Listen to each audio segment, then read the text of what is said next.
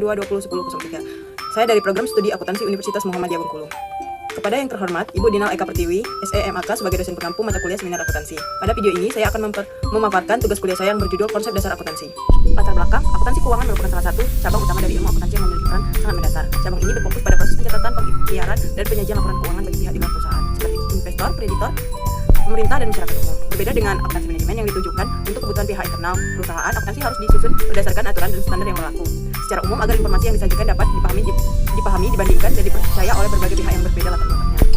Pengertian akuntansi keuangan dapat didefinisikan dari berbagai sudut pandang tergantung pada aspek mana yang ditekankan. Secara umum, akuntansi keuangan diartikan sebagai proses pengidentifikasian, pengukuran, pencatatan, dan penyajian data transaksi ekonomi yang akhirnya disajikan dalam bentuk laporan keuangan yang ditunjukkan bagi pihak eksternal organisasi. Definisi ini menekankan bahwa fokus utama akuntansi keuangan adalah menyajikan informasi bagi pihak luar perusahaan yang tidak terlibat langsung dalam pengelolaan harian organisasi. Tujuan akuntansi keuangan itu ada 3. Secara umum, tujuan utama akuntansi keuangan adalah menyediakan informasi yang berguna bagi para pengguna dalam pengambilan keputusan ekonomi. Akuntansi keuangan juga bertujuan sebagai sarana pertanggungjawaban manajemen kepada pemilik perusahaan atau pihak lain yang berkepentingan. Dengan demikian, dapat disimpulkan bahwa tujuan akuntansi keuangan bersifat menyeluruh dan melayani kepentingan berbagai pihak. Penggunaan informasi akuntansi keuangan disusun untuk memenuhi kebutuhan berbagai pihak yang berkepentingan, baik pihak yang berada di dalam perusahaan maupun pihak yang berada di luar perusahaan. Penggunaan informasi akuntansi dibagi menjadi 2 kelompok utama, yaitu penggunaan internal dan pengguna eksternal. Pengguna internal adalah pihak yang terlibat langsung dalam pengelolaan dan operasional perusahaan sehari-hari, yaitu manajemen perusahaan. Sementara itu, penggunaan eksternal adalah pihak yang tidak terlibat langsung dalam pengelolaan perusahaan dan tidak memiliki wewenang untuk meminta informasi khusus sesuai keinginannya. Adapun perbedaan akuntansi keuangan dan akuntansi manajemen. Akuntansi keuangan bertujuan menyajikan laporan keuangan untuk pihak eksternal, seperti investor, kreditor, dan pemerintah. Informasi yang disajikan harus mengikuti standar akuntansi, seperti PSAK atau IPRS, bersifat historis, serta disajikan secara umum dan terstruktur untuk menggambarkan kondisi perusahaan secara keseluruhan. Sementara itu, akuntansi manajemen digunakan oleh pihak internal perusahaan, yaitu manajemen, untuk membantu pengambilan keputusan. Informasi yang disajikan bersifat fleksibel, tidak terikat standar baku, lebih fokus pada kebutuhan tertentu, misalnya per divisi atau produk, serta berorientasi pada masa depan seperti perencanaan dan pengendalian. Prinsip dasar akuntansi. Prinsip dasar akuntansi keuangan adalah pedoman atau aturan yang telah diuji kebenarannya dan diterima secara umum, yang digunakan sebagai dasar dalam pencatatan, pengukuran, dan penyajian transaksi keuangan.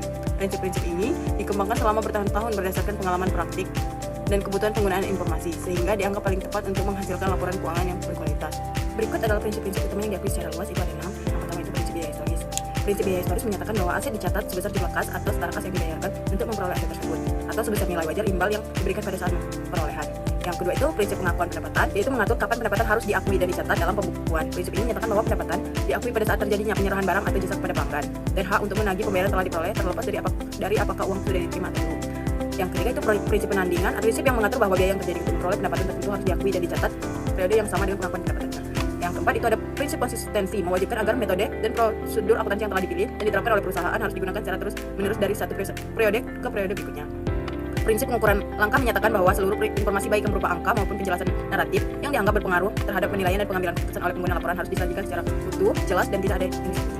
Yang terakhir itu prinsip kehati-hatian atau konservatisme, adalah prinsip yang mengarahkan akuntan untuk lebih berhati-hati dalam menghadapi ketidakpastian situasi ekonomi. Prinsip ini menyatakan bahwa jika terdapat beberapa alternatif penilaian, maka harus dipilih alternatif yang paling tidak menguntungkan bagi perusahaan. Standar akuntansi keuangan yang berlaku di Indonesia. Standar akuntansi keuangan yang berlaku di Indonesia itu adalah pedoman atau aturan yang disusun oleh lembaga berwenang yang berisi ketentuan mengenai pengakuan, pengukuran, penyajian, dan pengungkapan transaksi dan kejadian ekonomi dalam penyusunan laporan keuangan.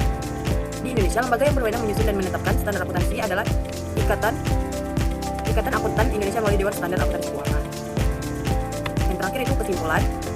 Berdasarkan pembahasan yang telah diuraikan secara rinci sebelumnya, dapat ditarik beberapa kesimpulan utama mengenai konsep dasar akuntansi keuangan. Akuntansi keuangan merupakan sistem informasi yang bertujuan mengelola data transaksi ekonomi menjadi informasi keuangan yang disajikan dalam bentuk laporan keuangan. Informasi ini utamanya ditujukan bagi pihak eksternal, perusahaan seperti investor, kreditor, pemerintah, dan masyarakat umum sebagai dasar pengambilan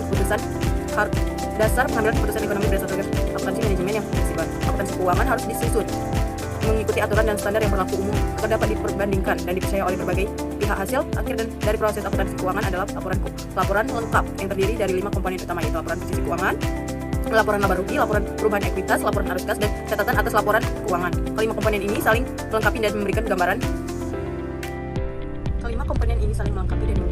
yang utuh mengenai kondisi dan kinerja perusahaan. Penyusunan Penyusunan laporan keuangan dilakukan melalui tahapan-tahapan sistematis dalam siklus akuntansi yang dimulai dari pencatatan transaksi, pemindahan bukuan, penyesuaian, hingga penutup buku di akhir periode. Penyusunan laporan keuangan wajib mengacu pada standar akuntansi keuangan yang ditetapkan oleh Ikatan Akuntansi Indonesia. Kelima, di Indonesia penyusunan laporan keuangan wajib mengacu pada standar akuntansi keuangan yang ditetapkan oleh Ikatan Akuntansi Indonesia. Standar ini disusun dalam berbagai kerangka yang sesuai dan jelas. Skala usaha entitas meliputi SAK umum, SAK etap, dan SAK syariah. Penerapan standar ini bertujuan untuk menjamin kualitas dan keseragaman laporan keuangan di Indonesia serta mendukung integrasi ekonomi nasional dan pasar global melalui proses konvergensi dengan standar internasional. Mungkin hanya itu saja yang dapat saya sampaikan, lebih dan kurangnya mohon maaf. Saya akhiri. Wassalamualaikum warahmatullahi wabarakatuh.